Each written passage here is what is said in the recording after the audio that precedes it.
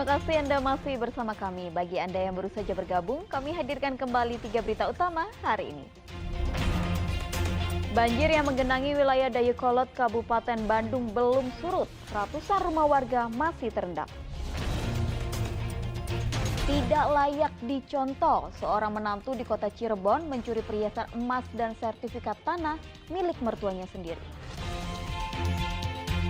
Hati-hati, diduga luput dari pengawasan. Jari seorang bocah 2 tahun di Kabupaten Purwakarta tersangkut di dalam lubang slot kunci.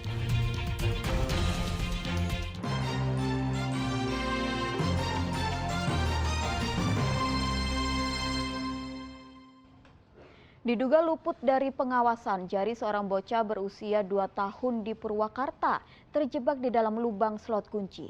Petugas Damkar Purwakarta kembali berhasil membuka dan membebaskan jari tangan sang bocah dengan alat gerinda mini. Terbang.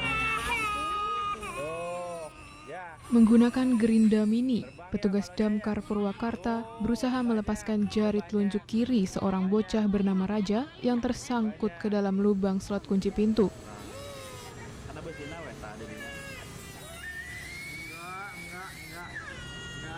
Setelah 30 menit berusaha, akhirnya jari tangan bocah berusia 2 tahun ini bisa dilepaskan. Orang tua Raja merasa lega karena proses penyelamatan tidak melukai tangan anaknya. Mengucapkan banyak terima kasih kepada Damkar telah mengevakuasi tangan anak saya yang terjepit kunci pintu. Jari telunjuk korban tersangkut saat korban bersama keluarganya yang berasal dari Kecamatan Padalarang, Bandung Barat, berkunjung ke salah satu tempat wisata di Purwakarta. Tanpa sengaja, Raja memasukkan jari telunjuk tangan kirinya ke dalam lubang slot kunci hingga tersangkut. Mereka kemudian mendatangi Damkar untuk meminta pertolongan. Objeknya adalah slot pintu ya, slot pintu itu mungkin hal yang baru ya di kami menangani hal tersebut. Itu diawali dari laporan warga yang anaknya terjepit slot pintu di salah satu tempat ya.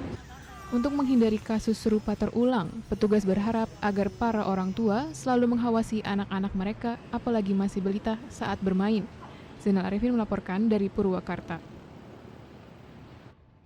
Kisah inspiratif datang dari seorang polisi anggota kepolisian sektor Cibadak, Kabupaten Sukabumi, yang mendirikan sekolah menengah kejuruhan atau SMK di wilayah pelosok kaki Gunung Salak, Kecamatan Cidahu, Kabupaten Sukabumi.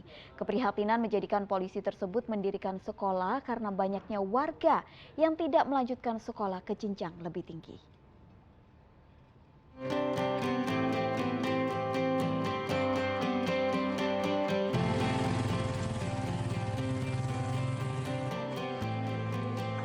Pendidikan adalah hak segala bangsa dan setiap warga negara berhak mendapatkan pendidikan.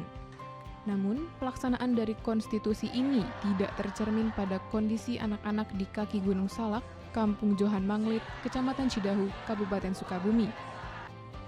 Puluhan siswa lulusan SMP yang rata-rata yatim piatu terpaksa putus sekolah akibat keterbatasan ekonomi. Mereka juga sulit melanjutkan pendidikan karena tidak ada sekolah jenjang SMA atau SMK di wilayah ini. Jika ada, jarak untuk pergi ke sekolah sangat jauh. Nasib miris ini menggerakkan hati seorang warga, Sandi Praja, mendirikan SMK Tunas Bayangkara untuk mengajak siswa yang putus sekolah kembali menempuh pendidikan mereka.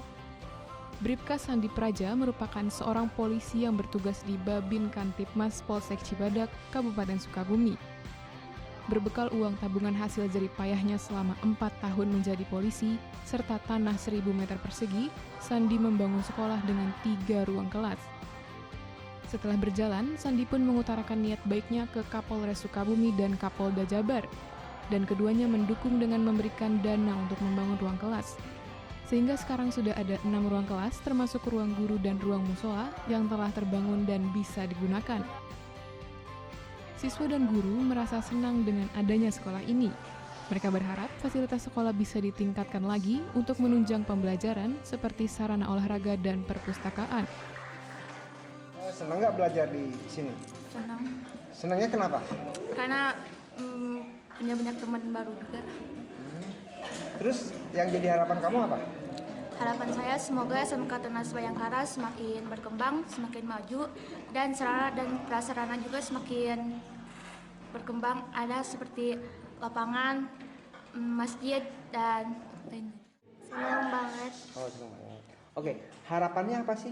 Harapannya semoga sekolah ini lebih maju, lebih dikenal orang-orang. Senang sekali karena rumah saya dekat dengan sekolah ini. Terus harapannya apa? Harapan saya untuk sekolah ini untuk memenuhi sarana prasarana yang ada di sekolah ini. Harapan saya pastinya lah yang terbaik untuk sekolah ini. Kedepannya mungkin untuk angkatan yang tahun yang akan datang akan lebih banyak lagi siswanya, lebih maju lagi, lebih banyak kelas sudah dibangun, lab udah ada, musola khususnya udah ada, itu lebih harapan kami, Pak.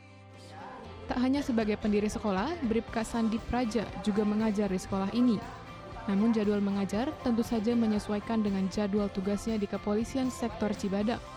Ia mengajar mata pelajaran pemahaman agama dan kepolisian. Saya selesai berdinas, saya mengajar di sini. Di saat tidak ada kegiatan, saya mengunjungi sekolah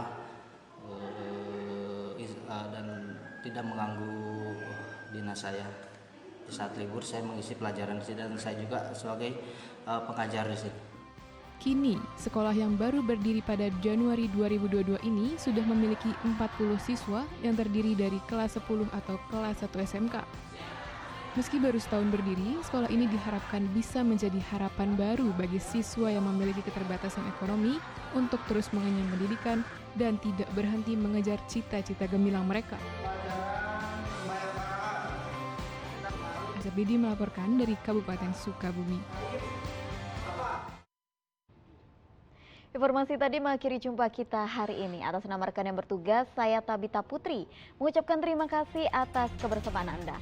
Selamat beraktivitas dan sampai jumpa.